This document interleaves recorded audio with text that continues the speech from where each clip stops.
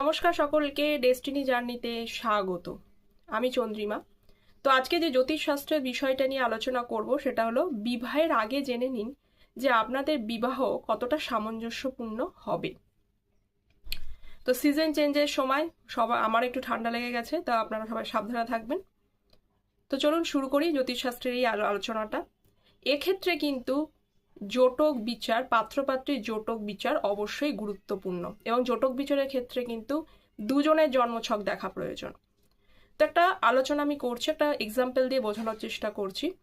ধরুন পাত্রপাত্রীর জন্মছকে মঙ্গল শুক্রের অবস্থান দৃষ্টি অনুযায়ী 4, 10, 3, 11, 5, 9 অ্যাক্সিসে রয়েছে, এবং সেক্ষেত্রে যদি সেটা ট্রাইন বা স্কোয়ার অ্যাসপেক্টে থাকে তাহলে সেটাকে শুভ বলে মানা হয়। এতে কি হয়? এতে আপনাদের মধ্যে বিবাহের পরবর্তীকালে ভালোবাসার বন্ধন বাড়বে বা অ্যাটাচমেন্ট ভালো থাকবে।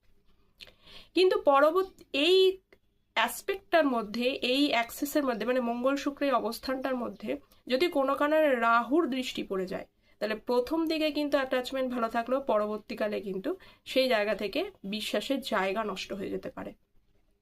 তো এই ক্ষেত্রে বিবাহের আগে, সে আপনি লাভ ম্যারেজ করুন, অ্যারেঞ্জ ম্যারেজ করুন, বিবাহের আগে জোটক বিচার করাটা অত্যন্ত প্রয়োজনীয়, যাতে আপনারা আরো ভালো করে পার্সোনালি জেনে যেতে পারেন পরবর্তীকালে আপনাদের মধ্যে কতটা বিবাহটা সামঞ্জস্যপূর্ণ অবস্থায় অবস্থান করবে। তো এই ধরনের তথ্য পেতে চ্যানেলটা প্লিজ সাবস্ক্রাইব করে পাশে থাকবেন। দেখা হচ্ছে পরের একটি জ্যোতিষশাস্ত্র নিয়ে টপিক নিয়ে আলোচনা। যারা আমার সাথে পার্সোনালি যোগাযোগ করতে চাইছেন তারা এই কমেন্ট সেকশনটা চেক করতে পারেন। নমস্কার।